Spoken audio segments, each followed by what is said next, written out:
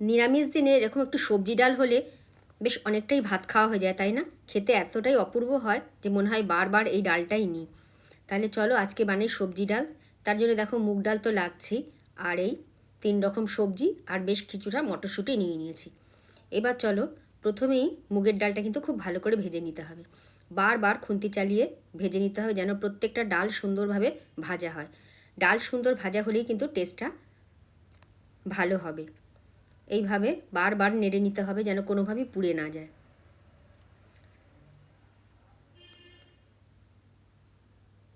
দেখো ডাল কিন্তু মোটামুটি রং চেঞ্জ হয়ে গেছে আর বেশ সুন্দর ভাজা হয়ে গেছে।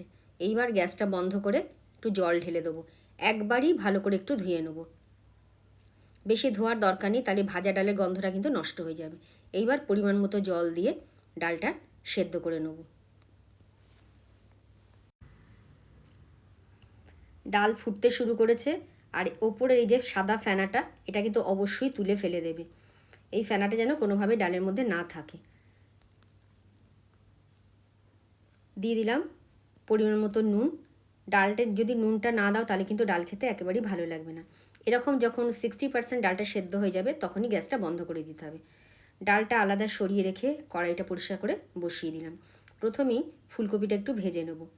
আমি আজকে ফুলকপিটা ভাপাইনি, তোমরা চাইলে একটু ভাপিয়ে নিতে পারো, কারণ ফুলকপিটা আমার খুব ভালো ছিল, তাই ভাপাবার প্রয়োজন হয়নি। নুন হলুদ ছাড়াই সুন্দর করে একটু ভেজে নেব। দেখো ফুলকপির সুন্দর রং এসে গেছে, এইবার তুলে নেব। কড়াইতে আরেকটু তেল দিয়ে দিলাম এলাচ, দারচিনি, শুকনো লঙ্কা আর দিয়ে দেবো একটুখানি সাদা জিরে।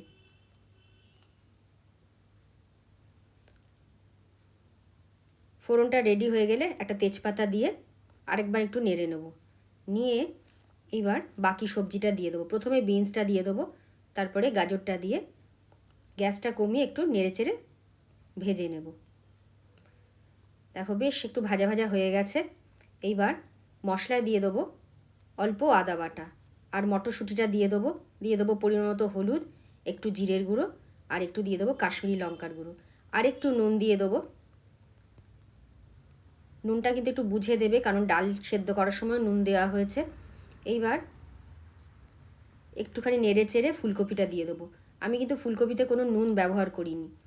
এই কষানোর মধ্যে এবার ফুলকপিতে নুনটা ঢুকে যাবে।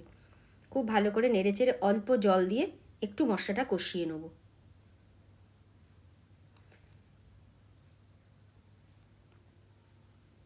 আর একটু জল দিয়ে দেবো যাতে সবজিটা সুন্দর সেদ্ধ হয়ে যায়।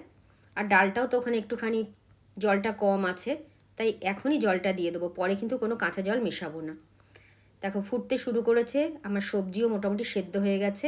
এইবার গ্যাসটা কমিয়ে সেদ্ধ ডালটা দিয়ে দেবো, দিয়ে খুব ভালো করে মিলিয়ে নেবো। আর এবার বেশ খানিকক্ষণ ফুটিয়ে নেবো যতক্ষণ না সবজি পুরোপুরি সেদ্ধ হয়ে যায় আর ডালটাও বেশ একদম মিশে যায়। দিয়ে দিলাম চেরা কাঁচা লঙ্কা আর 1 টেবিল চামচ মতো চিনি, কারণ এটা নিরামিষ ডাল, একটু মিষ্টি মিষ্টি হলে কিন্তু খেতে খুব ভালো লাগবে। দেখো ভালো মতো ফুটে গেছে আর ডালও একদম সবজির সাথে মিশে গেছে। আর একবার একটু নেড়ে চেড়ে নিই।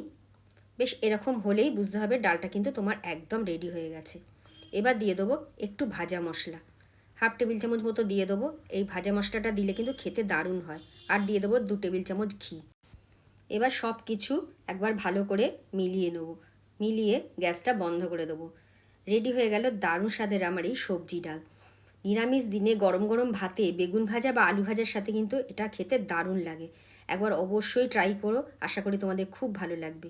ভালো লাগলে একটা লাইক করে দিও আর কমেন্ট করে জানিও তোমাদের কেমন লাগলো। আজ এই অবধি, ফিরবো আবার নতুন ভিডিওর সাথে। সবাই সুস্থ থেকো, ভালো থেকো।